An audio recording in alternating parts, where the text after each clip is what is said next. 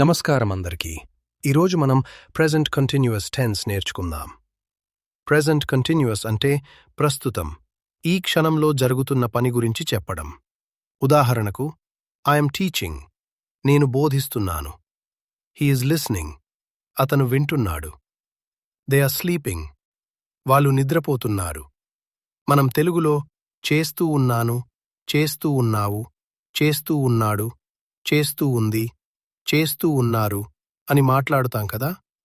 లేదా తింటూ ఉన్నాను, మాట్లాడుతూ ఉన్నాను, నడుస్తూ ఉన్నాడు, చదువుతూ ఉంది వంటి వాక్యాలు చెబుతుంటాం. అలాంటి వాక్యాల కోసం మనం ప్రెజెంట్ కంటిన్యూయస్ టెన్స్ ఉపయోగిస్తాం. ఇప్పుడు దీని స్ట్రక్చర్ ఎలా ఉంటుందో చూద్దాం. మొదట సబ్జెక్ట్ వస్తుంది, తర్వాత యామ్, ఇజ్, ఆర్లో ఒకటి వస్తుంది. ఆ తర్వాత వర్బ్ యొక్క ఐఎన్జీ ఫామ్ వస్తుంది. ఐతో యామ్ వస్తుంది.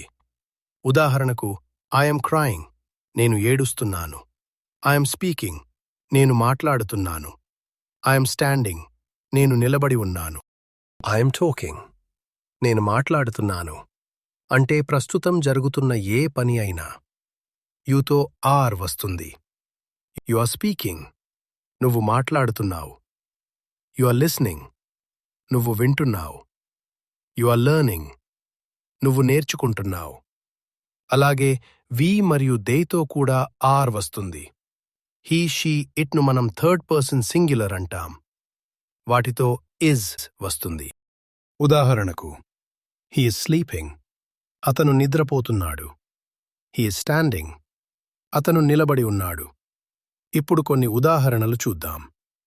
ఐఎమ్ సెల్లింగ్ యాపిల్స్, నేను ఆపిళ్ళు అమ్ముతున్నాను. ద ట్రైన్ ఈజ్ కమింగ్, రైలు వస్తోంది. దే ఆర్ వాచింగ్, వాళ్ళు చూస్తున్నారు.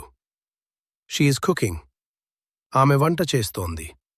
ఇప్పటి వరకు నేను చెప్పింది ఏమిటంటే, ప్రస్తుతం జరుగుతున్న పనుల గురించి చెప్పడానికి ప్రెజెంట్ కంటిన్యూయస్ ఉపయోగిస్తాం. కానీ దీనికి ఇంకో ఉపయోగం కూడా ఉంది. ఏదైనా పని ఈ క్షణంలో జరగకపోయినా, ఈ మధ్యకాలంలో జరుగుతూ ఉంటే లేదా ఇటీవల ప్రారంభమై ఉంటే కూడా మనం ప్రెజెంట్ కంటిన్యూయస్ ఉపయోగిస్తాం. ఉదాహరణకు, my sister is learning yoga, నా సోదరి యోగా నేర్చుకుంటోంది. ఇప్పుడు ఎవరైనా ఈ విషయం మధ్యాహ్నం 12 గంటలకు చెప్పారని అనుకుందాం. ఆ సమయంలో ఆమె యోగా నేర్చుకుంటూ ఉండకపోవచ్చు.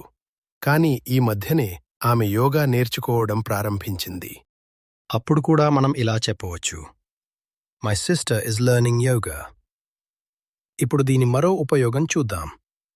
కొన్నిసార్లు పని ప్రస్తుతం జరగకపోయినా భవిష్యత్తులో జరగబోతుంది మరియు అది ముందుగానే నిర్ణయించబడింది. అలాంటి సందర్భాల్లో కూడా మనం ప్రెజెంట్ కంటిన్యూయస్ ఉపయోగిస్తాం. ఉదాహరణకు, we are shifting our house this weekend.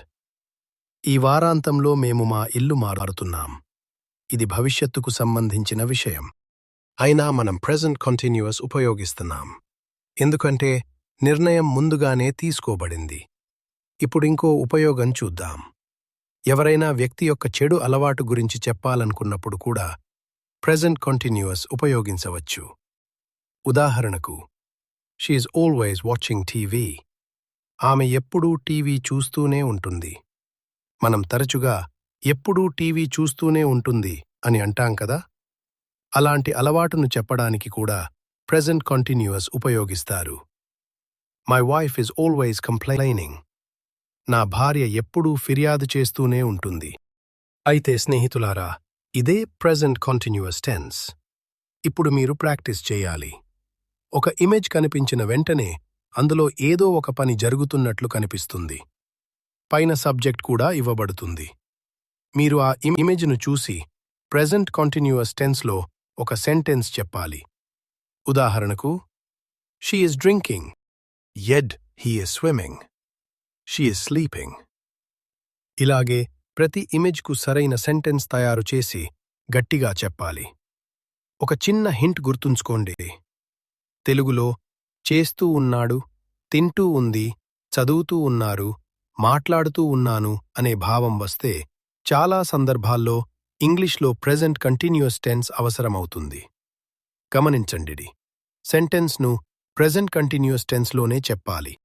మీరు ఎంత ఎక్కువగా మాట్లాడి ప్రాక్టీస్ చేస్తే అంత త్వరగా ప్రెజెంట్ కంటిన్యూస్ యొక్క స్ట్రక్చర్ మీ మనసులో స్థిరపడిపోతుంది. అప్పుడు మీరు ఎక్కువ ఆలోచించకుండా సరైన సెంటెన్స్ చెప్పగలుగుతారు. కాబట్టి సిద్ధంగా ఉండండి. ప్రతి సెంటెన్స్ను గట్టిగా పలకండి.